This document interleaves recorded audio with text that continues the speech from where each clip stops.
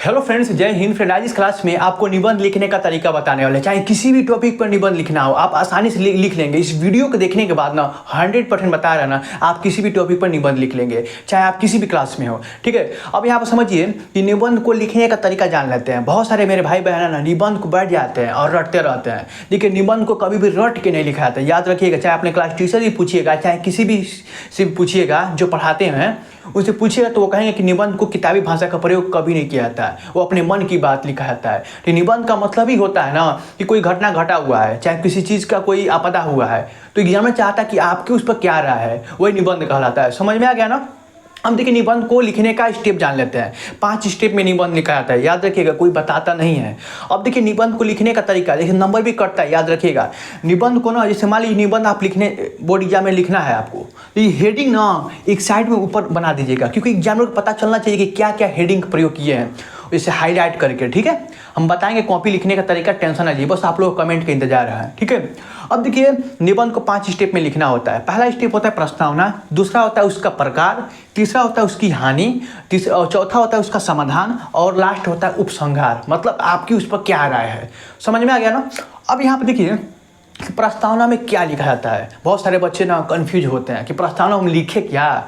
समझिए, प्रस्तावना में ना इससे बड़ा चीज़ होता है। मान लीजिए प्रदूषण के बारे में बताना है, तो प्रदूषण के बारे में इससे बड़ा बड़ा चीज़ छोटे चीज़ में मतलब कन्वर्ट करके लिखना है। जैसे हम आपको बता दिए कि एक चीज़ बता रहे, एग्जाम्पल लेते हैं। जैसे आप कहते हैं कि वो लड़का बहुत पढ़ने में तेज है, तो उसको क्या बोलेंगे, एक शब्द में पढ़ाकू बोलेंगे। ऐसे बोलेंगे वो बहुत पढ़ाकू है, मतलब पढ़ने में बहुत तेज है। तो वही बड़ा चीज़ को छोटा चीज़ में बोल दिया ना। वैसे ही क्या होता है ना कि पूरा सारांश का, पूरा प्रदूषण का सारांश 5-6 लाइन में प्रस्तावना में लिख दीजिएगा, कि एग्जामिनर पूरा अट्रैक्टिव हो, मतलब कुछ बड़ा पढ़ा चढ़ा के लिखना होता है। ठीक है, 5-6 लाइन में, ज़्यादा नहीं। प्रस्तावना को 5-6 लाइन में, उससे अधिक मत लिखिएगा। ठीक है। प्रकार, अब मान लीजिए प्रदूषण का प्रकार हो, चाहे किसी भी चीज़ का प्रकार होगा। ठीक है, प्रकार नहीं होगा। मान लीजिए कि आप प्रदूषण पे लिखते हैं, प्रकार हो गया। आपको किसी और चीज़ पे लिखना होगा निबंध, जैसे मेरे प्रधानमंत्री पर चाहे लिखना हो, चाहे मोबाइल पे लिखना हो, चाहे पर्यावरण पे लिखना हो, तो उसका भी प्रकार होता है। जिसका प्रकार होता है, प्रकार बना लीजिएगा। ठीक है, तो मान लीजिए प्रदूषण का प्रकार होता है, तो इसे जल प्रदूषण, वायु प्रदूषण, ध्वनि पर मृदा, बहुत सारा प्रदूषण होता है। तो आप इस पे जल प्रदूषण क्या रहा है, आप समाज में देख रहे हैं, उस पर आपका क्या है रहा है कि जल कैसे गंदा हो रहा है, वायु में किस चीज़ का प्रदूषण हो रहा है, ये तो आप लिख ही लेंगे।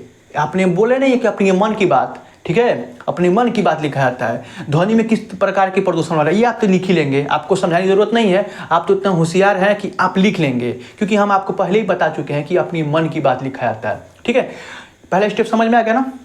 यहाँ पर तीसरा स्टेप समझिए, दूसरा स्टेप से बताएं हम।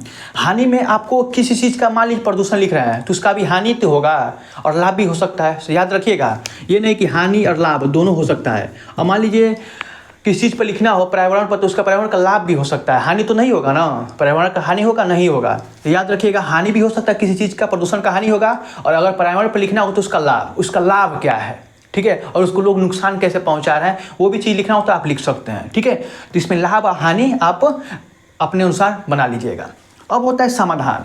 अब मान लीजिए आप प्रदूषण कर रहे हैं, तो इसका समाधान तो होगा ना, इसको कैसे बचाया जा सकता है। तो आप समाधान में आप अपना राय लिख सकते हैं। ठीक है, अब देखिए, अब उस पर क्या होता है ना कि हमारी राय क्या है, जो लिखता है उसकी राय क्या है, उपसंहार में अपनी बात उसको कैसे सुलझाया जा सके, उसको कैसे समाप्त किया जा सके, सरकार की इस पर क्या राय है, ये इस पर लिखा जाता है। मतलब सरकार की क्या पहल है, लोगों का क्या पहल है, इसमें उपसंहार में लिखा जाता है, अपना भी और लोगों का भी। तो समझ में आ गया ना कि बोर्ड एग्जाम में निबंध कैसे लिखा जाता है। अगर कोई भी डाउट है, छोटा भी डाउट है, तो आप लोग कमेंट कीजिएगा, उसका जवाब हम 100% देंगे।